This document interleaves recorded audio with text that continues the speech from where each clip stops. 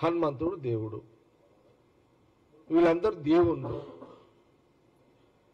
దేవుళ్ళని బీజేపీలో ఆర్ఎస్ఎస్లో చెప్తే మొక్కాలని వీళ్ళు ఎప్పుడు పుట్టిన దేవుళ్ళు పుట్టింది ఎప్పుడోనే. దేవుణ్ణి మొన్న పుట్టలేరు కదా. ఏమి ఆర్ఎస్ఎస్ వాళ్ళు బీజేపీ వాళ్ళు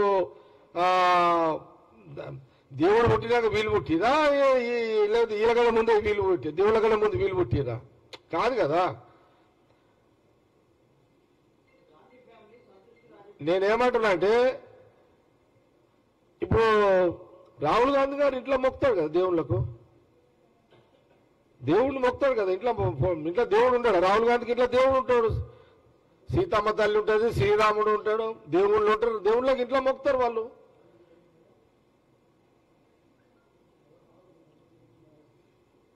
ఇప్పుడు ఇంట్లో మొక్కేది కూడా ఇంట్లో మొక్కుతున్నట్టు కూడా ఫోటోలు వేసుకోవాలా ఇక బీజేపీ వాళ్ళు చెప్తున్నట్టు?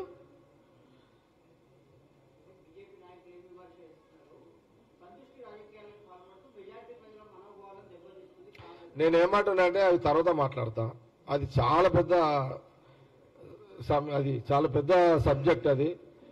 మళ్ళీ దాంట్లో ఇప్పుడు ఎందుకంటే ఇప్పుడు రాహుల్ గాంధీ గారు ఈ ప్రజా సమస్యలు తెలుసుకోవద్దు, రాహుల్ గాంధీ ప్రజలకు కలవద్దు అని బీజేపీ ఒక కుట్ర చేస్తున్నది. విన్నావా? ఇప్పుడు శ్రీరాముడిది దేవుడు, సీతమ్మ శ్రీరాముడు దేవుడు. విన్నావా? ఇప్పుడు దేవుళ్ళ పేరు మీద రాజకీయం చేసే సంస్కృతి అది బీజేపీ మొదటి నుంచి. వాళ్ళకి ఇంకో దారి లేదు. వాళ్ళ ప్రాబ్లం వాళ్ళకు ఉంది. మన కొద్దిగా పంచాయతీ ఇప్పుడు అది ఆ తర్వాత చూద్దాం. ఇప్పుడు ప్రజల మధ్యలో రాహుల్ గాంధీ గారు తిరుగుతున్నారు. ప్రజల దగ్గరికి రాహుల్ గాంధీ పోవద్దు అని అంటే అడ్డంకులు వేయాలి. అడ్డంకులు వేసే కార్యక్రమం అస్సాంలో మొదలుపెట్టారు. ఆ ముఖ్యమంత్రి మొదలుపెట్టిండు.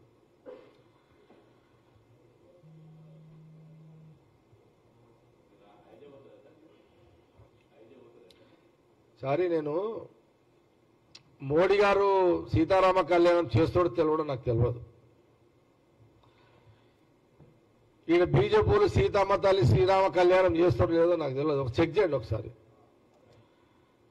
నేను చెప్తున్నా కదా, ప్రతి సంవత్సరము మా సంగారెడ్డిలో వైభవంగా సీతారామ కళ్యాణం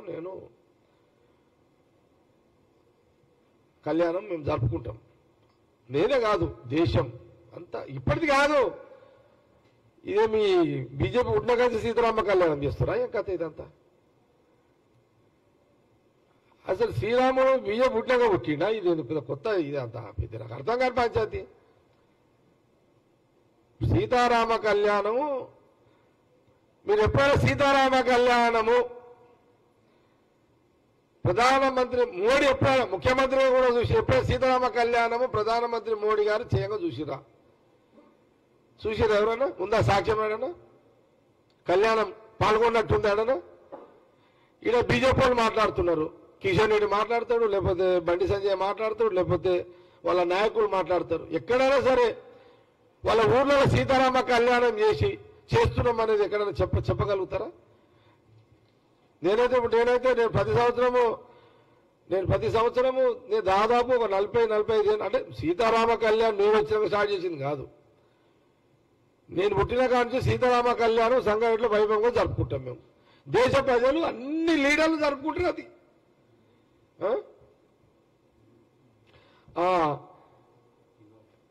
బీజేపీ పుట్టి 40 ఏళ్ళు అయింది, రాముడు పుట్టి 4 యుగాలైంది.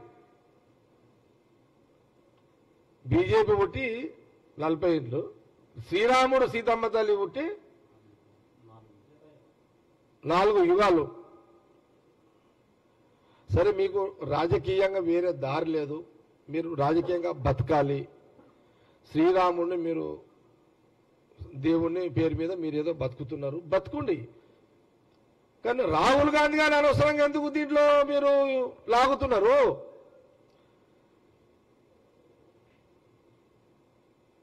శ్రీరాముడిని దేవుణ్ణి రోజు రాహుల్ గాంధీ ఇంట్లో మొక్కుతారు అంటే అది కూడా రుజువు చేయాలా? ఇక అది కూడా ప్రూఫ్ కావాలా? దేవుని మొక్కేది కూడా ప్రూఫ్ కావాలా బీజేపీలకి? ఇక ఇంత ఇది సరే, ఏం చేద్దాము? దేశంలో కొత్త జనరేషన్ చరిత్ర తెలియకుండా కొత్తలు పుట్టిరు, కొత్త వాళ్ళు పుట్టిరు. ఇప్పుడు వాళ్ళకి తెలివయి ఇప్పుడు 75 ఏళ్ల కింద మహాత్మా గాంధీ ఏం చేసిండు అనేది ఎవరు తెలుసుకునే ప్రయత్నం చేయరు. నెహ్రూ గారు ఏం త్యాగాలు చేసిండో తెలుసుకునే ప్రయత్నం చెయ్యరు.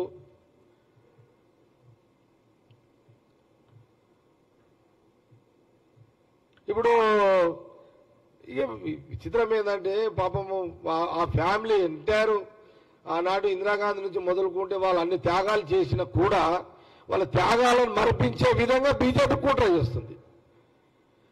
ఇందిరాగాంధీ, రాజీవ్ గాంధీ లేదా సోనియా గాంధీ, వాళ్ళ రాహుల్ గాంధీ గారు వాళ్ళు చేసిన ఏదైతే ప్రజా డెవలప్మెంట్ ఉందో అది కనుమరుగైపోవాలి, వాళ్ళది కలబడద్దు, వాళ్ళ నిశాని ఉండొద్దు, దేశ ప్రజల్లో కాంగ్రెస్ నిశాని ఉండొద్దు అనేది బీజేపీ ఇది ఒక రాజకీయ కుట్ర చేస్తుంది. ఇది ప్రజలు గమనించాలి.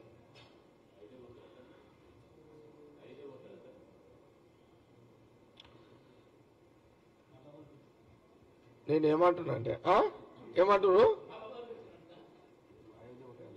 అరే మా ఇంట్లోనే సీతారాముడు ఉన్నాడు కదా, మా ఇంట్లో రాముడు ఉన్నాడు, మా ఇంట్లో వద్దులే ఇది అదిగా. ఇప్పుడు నేనేమంటున్నా సబ్జెక్ట్ ఎటో పోతున్నది మళ్ళీ ఇదంతా.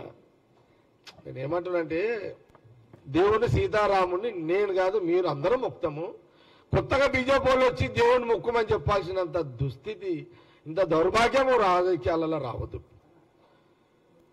అంటే మనం ఎవరం దేవుని మొక్తలేమా? వీళ్ళు వచ్చి ట్రైనింగ్ ఇస్తున్నారా? ఇదేం లేదు. దేవుని పేరు మీద ఆ కుటుంబాన్ని బదలాం చేయాలని, రాహుల్ గాంధీ గారిని బదలాం చేయాలని బీజేపీ కుట్ర. దేవుని పేరు మీద రాహుల్ గాంధీ గారిని బదలాం చేయాలనేది బీజేపీ కుట్ర.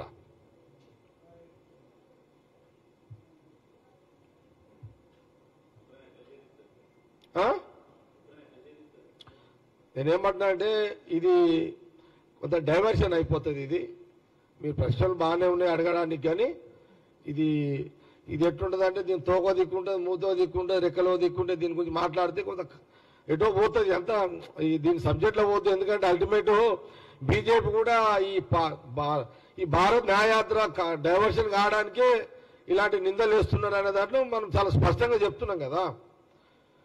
కాబట్టి దయచేసి మనం దీంట్లో ఇది ఇంపార్టెంట్. మనము సరే అందరం దేవుళ్ళని మొక్కుతాము, ఏదో కొత్తగా బీజేపీ వాళ్ళు వచ్చి మనకు ట్రైనింగ్ ఇచ్చి దేవుళ్ళు మొక్కుమని చెప్పాల్సినంత అవసరం కూడా లేదు అనేది నేను చాలా స్పష్టంగా తెలియజేస్తున్నాను. పొద్దున్న లేవగానే అందరం దేవుళ్ళని మొక్కుతాం. కొత్తగా వచ్చి మొన్నటిదాకా ఏదో బతుకమ్మలు ఆడరు, బతుకమ్మలు అన్నాడు ఆమె కవిత, నేనే బతుకమ్మలు ఆడతా అన్నాడు, ఆమె సినిమా చూపెట్టింది. ఇప్పుడు కొత్త సినిమా ప్రధానమంత్రి చూపెడుతున్నాడు. అంతే ఏముందండి. తెలంగాణ బతుకమ్మల ఆట ఎట్లయితే అసలు బతుకమ్మలు లేవు, బతుకమ్మలు అనే ఆమె కొత్త కథ నడిపించింది. అల్టిమేట్ జనాలని నిష్ప్రయోజనం చేయడం, జనాలని వాళ్ళని కొంత ఏమంటారు దాన్ని మాయ చేయడం, జనాలను మాయ చేయాలి. ఎట్లా మాయ చేయాలి? రాహుల్ గాంధీ ఫ్యామిలీని ఎట్లా బదనాం చేయాలి, రాహుల్ గాంధీ గారిని ఎట్లా బ్లేమ్ చేయాలి, ఆయనని ఇబ్బంది ఎట్లా పెట్టాలి, రాహుల్ గాంధీ గారిని ఎట్లా ఇబ్బంది పెట్టాలి, రాహుల్ గాంధీ ప్రజలను కలవద్దు. ఎంతసేపు బీజేపీ ఏజెండా అదే ఉంటుంది. బీజేపీ ప్రభుత్వం ఇంకా కొన్ని రోజులే. దేశ ప్రజలు ఖచ్చితంగా మళ్ళా భవిష్యత్తులో రాహుల్ గాంధీ గారి నాయకత్వాన్ని వారికి పట్టం కడతారు.